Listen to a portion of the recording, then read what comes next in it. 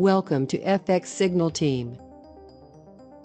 Today, we are going to start 11th chapter of Part 2.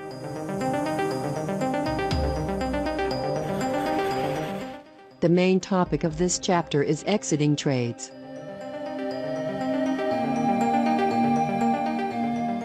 Let's start. If you have been trading for even a little while, you probably already know that exiting trades is a lot more difficult than entering them. It's more difficult both emotionally and logically. For this reason, this chapter is going to give you some good general guidelines to use when planning trade exits. These are the same guidelines that I use. However, please remember that each trade is different, and there is no strict rule that I can give you, which will magically let you exit every trade perfectly. You are going to leave some money on the table sometimes, because you cannot squeeze every pip out of every move, and you are going to have losses sometimes. These things are part of being a trader. If you let them affect you too much emotionally, you will be on a quick track to blowing out your account.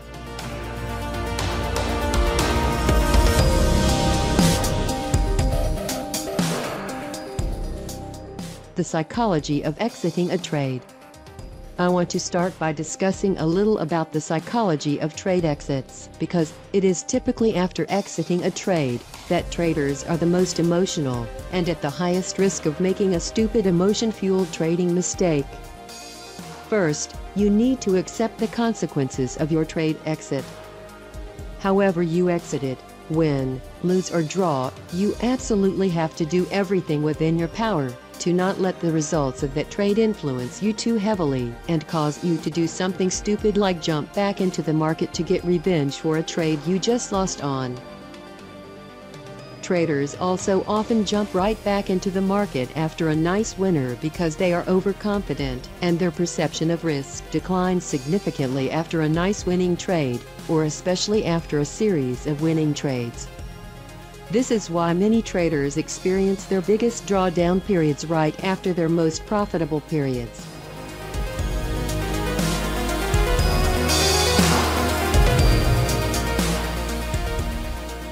Most importantly, just remember that you will be the most emotionally fragile right after you exit a trade. Whether it's a winner, a loser, or a break-even trade, the feeling of going from being in a live trade to being on the sidelines can have a profound effect on a person. You need to be aware of this and make sure you don't let it negatively impact your trading. The most effective way to do this is to simply remove yourself from your computer or trading platform for a day or two, or even the rest of that week. You need some time to let your emotions cool down and get back to an objective trading mindset after exiting a trade.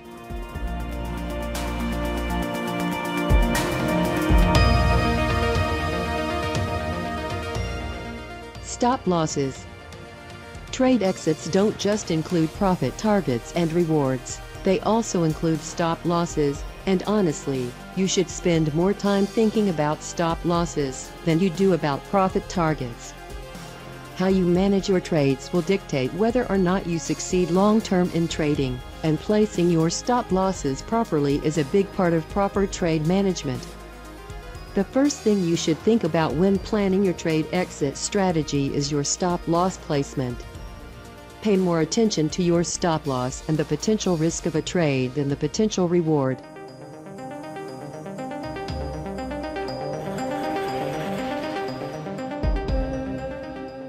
If you focus on the risk and on managing risk and losses properly, the profits will tend to take care of themselves.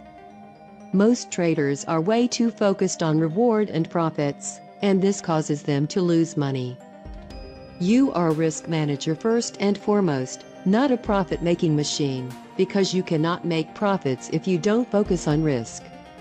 Important note: you should never move your stop loss further away from your entry point, no matter what.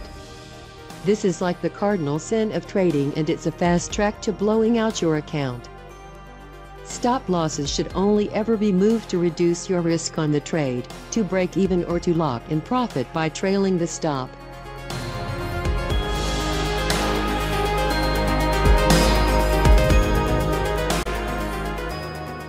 break-even exits. I don't really like break-even exits most of the time. Most of the time, moving to break-even is the wrong thing to do, for a variety of reasons. First off, moving your stop-loss to the same level you just entered at doesn't really make sense, if there's not logical price action-based reason to do so. Moving to break-even out of fear or simply because you have some rule that you follow that requires you to move to break-even also does not make sense and is really just a result of being afraid of a potential loss. Ask yourself this: how many times have you moved to break-even only to see the market come back and stop you out and then move on in your favor? You have to give your trades room to breathe. If there's no reason to tighten your stop or move to break-even, then don't.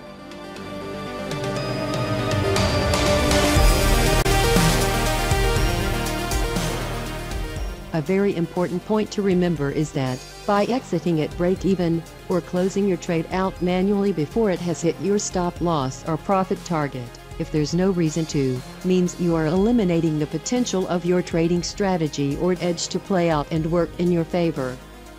If you don't have a logic-based reason to move to break-even, then you're probably doing it based on fear. You cannot fear losses, because losses are a part of trading, and the extent you go to trying to avoid them will only make them worse in the end.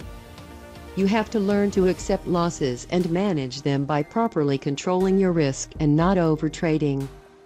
You will never make money in the market consistently until you learn how to let a trade move without interfering. This requires patience and discipline. There's no easy way around it.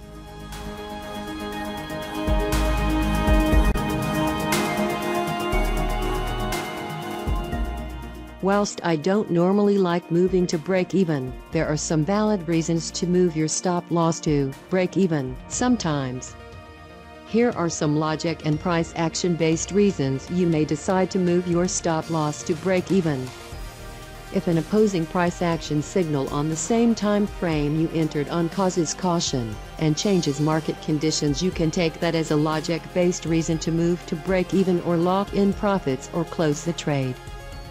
If the market approaches a key chart level and then starts to show signs of reversing, you should take that as a signal that the market might indeed reverse, and then trail your stop to break even or lock in profit or close the trade.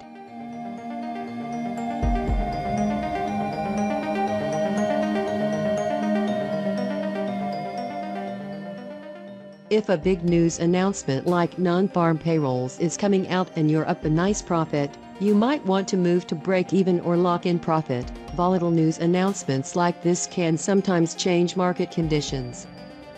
If you have pre-planned an exit strategy that involves letting the trade run, you may move to break even as part of a trailing stop-loss technique.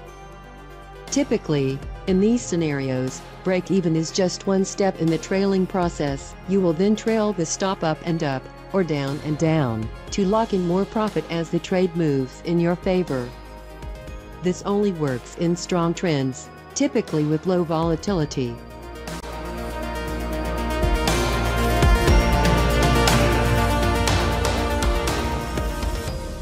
Profit targets. Traders tend to struggle taking profits at the right time, and for good reason. It's hard to do. The psychology behind taking a profit is quite interesting. It's hard to take a profit when a trade isn't significantly in your favor, because your natural tendency is to want to leave a trade open that's in your favor, because it feels good and the trade looks good at that point. Whilst it is important to let your winners run, you have to pick and choose when you do this. You certainly should not try to let every winning trade run. The market ebbs and flows, and the majority of the time it's not going to make a really strong directional move without retracing at least about 50% of it.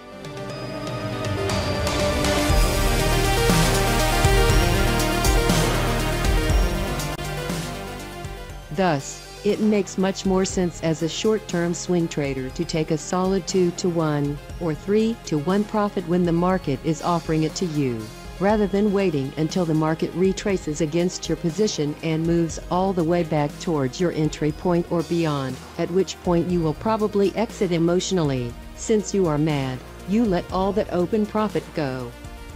Especially for traders with smaller accounts, you have to be happy taking bread and butter rewards of 1-to-1 or 2-to-1 often. There's nothing wrong with hitting those singles and doubles to build your trading account as well as your confidence. You have to avoid the temptation of trying to hit a home run on every trade. The home run trades will come, and you will get better at spotting them and managing a trade to turn into a home run over time and with experience. Just don't get into the groove of thinking every trade is going to move 500 pips in your favor. The majority of the time, a risk over reward of 1-2 or 1-3 is what you want to aim for.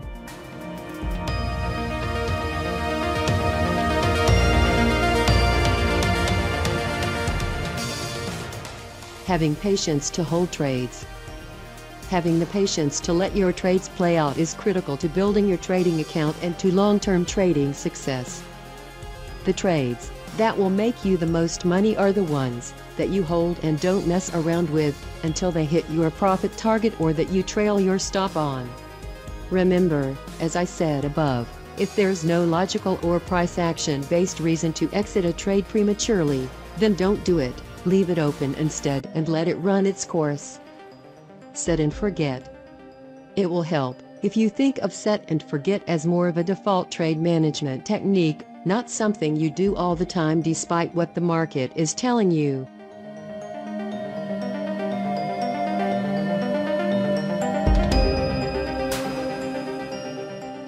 Set and forget basically just means you don't do anything if there's nothing logical to do. It should be your baseline trade management point, meaning, after you enter a trade you don't move your stops or targets around unless the price action that you see on the chart is implying that you should. You should consider set and forget as a nice metaphor for managing your trades with logic and objectivity instead of emotions like fear and greed. Thus, the mental concept of set and forget is important, but the actual practical implementation of it will still require some monitoring and intervention at times. You will need to monitor your trades, say once every 4 to 8 hours on average, and at that time you need to be as objective as possible as you observe the market.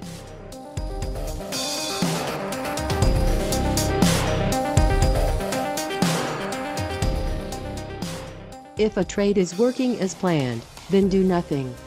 If the market has formed a huge pin bar reversal against your position but you are still up about 2 times your risk, then it probably makes sense to close that trade out manually and take the profit, because you have a valid price action-based reason to do so.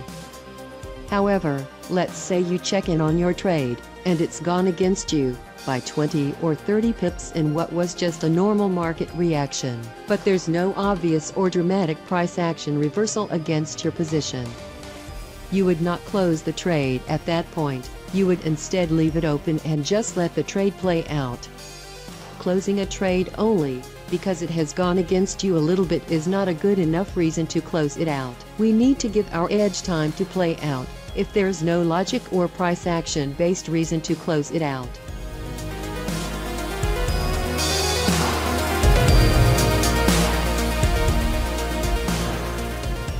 Conclusion. I will be frank with you, exits are hard. Exiting trades and managing them, while they are live, is the most difficult aspect of trading, because it's this aspect that stirs up your emotions the most and is the catalyst for frustrating trading mistakes. The best piece of advice I can give you is to simply leave your trades alone most of the time. As we mentioned above, if there's a logical and price action-based reason to adjust your stop loss up, or to exit a trade before your target gets hit, then okay. But you need to be very honest with yourself and make sure you are not exiting trades based off emotion, because you will be limiting your gains if you do that. We want to maximize our gains, not minimize them.